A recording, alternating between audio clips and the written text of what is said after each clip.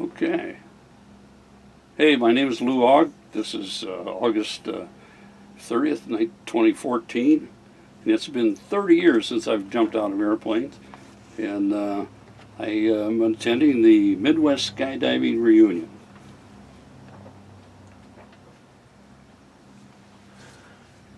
Okay. I got out of the military. I started skydiving in the military. And I made the honor graduate of rigger school. So that got me a free ticket into the local parachute club if I wanted to. It was all military supported. And I think I made about 30 free falls and got out the Army. And I had my parachute rigger's license and 30 jumps, and I'm going to go see what the civilians do.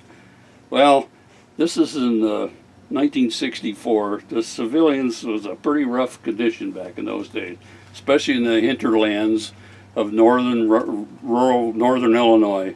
I saw some pretty scary stuff, and I was a rigger, and the only other rigger in northern Illinois was Lowell Bachman, or the people who worked for Lowell Bachman at Paragear.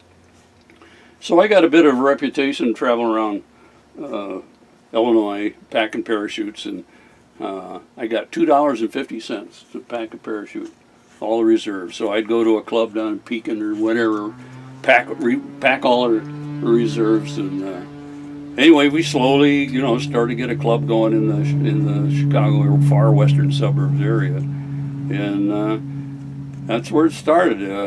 We kept building and getting a reputation, and we jumped in on sod farms out of tri-pacers, and if you made 3 jumps in a weekend in those days, that was a big deal. Wow, I made 3 jumps this weekend, and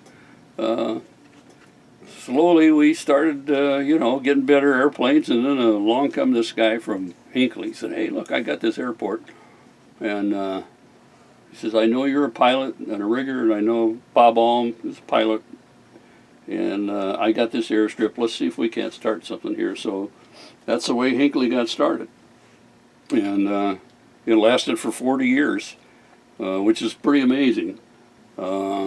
It was a little rocky at first, and once we figured out how to be nice to the neighbors, the guy that owns the drop zone was the local insurance agent, and he gave everybody a break on their crop insurance around there, because in those days, a lot of people missed the drop zone.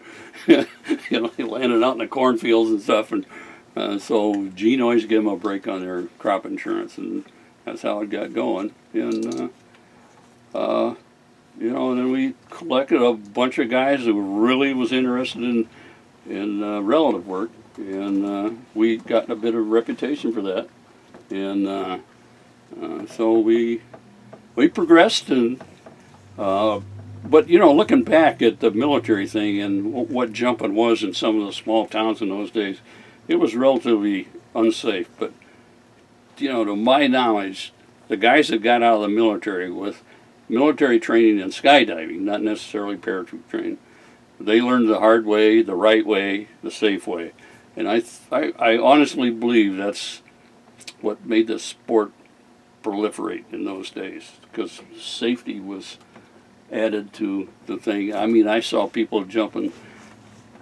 harnesses with the reserve laced into the main lift webs and stuff like that, and homemade modifications and things, and I'd like to think we helped them along a little bit in those days, but then the Hinckley thing just exploded. I mean, we had people coming from Australia, California, wherever, because we got this reputation, and we did make the 4-minute mile of skydiving in those days with the 8-man star, and we made the second all-cherry star there at Hinckley.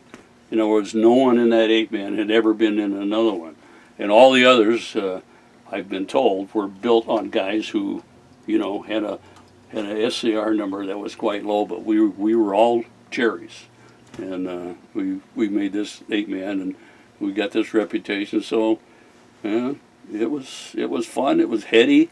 It was busy. We we had some great times out there, and you know, most of us are well employed. You know, I was an engineer for Caterpillar, and married, and you know, it was a busy time for all of us. But you know, and you know, slowly, you know, I got a little tired, and on a personal note, it was starting to affect the marriage because I was spending too much time out there, and this and that, and so Jim Barron, we talked it over, and he decided he could buy the operation. So anyway, it went to Jim Barron after that, and it still continued to grow. And you know, he did a nice job out there. He had a couple unfortunate accidents, but you know, we got to go to Florida in the wintertime and jump, and it was, you know, you know, most of us were totally involved in those days. We'd take a break at Christmas time or maybe Thanksgiving, go to Florida for a big meet, and you know, it was a social thing for all of us, and you know, it kept us all slim and fun and happy, and a lot of stories. Geez, you know, and of course the memories. Not people remind me of stuff we did. And, oh yeah, I remember that. Yeah, yeah. Oh yeah, you did. Yeah. Of course, the older you get, the better you were. You know, and all that kind of stuff. So the stories were great, and reliving some of them today there. You know, and so.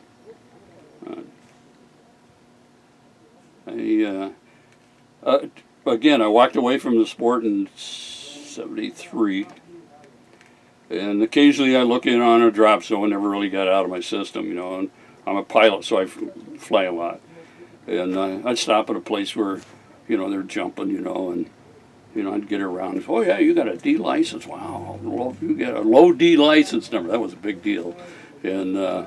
But I'm constantly amazed at the level of equipment that these people have, and you know, how much this stuff has come along. I had a Cloud, one of the first square parachutes, and it was scary.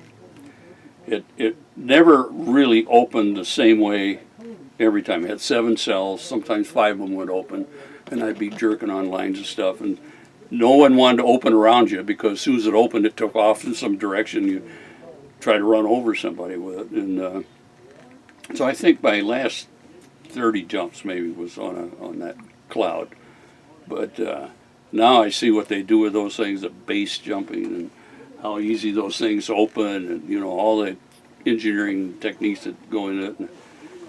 I'm constantly amazed. Same way with airplanes. You know, airplanes come a long ways too, and I don't think this sport is, I don't know how much has grown. I pay no attention to statistics. I don't even know how I would get them anymore, but it's got to be good. I look at the people out there, you know, and, you know, healthy young people and healthy old people still doing this stuff, and that really makes me feel good that, you know, people are still involved, and I'm glad I was there. And I'm also glad I'm over it. So I don't know what else I could say, but I hope this museum goes well, and I'm in a position to travel. And when it opens, I will be there. You know.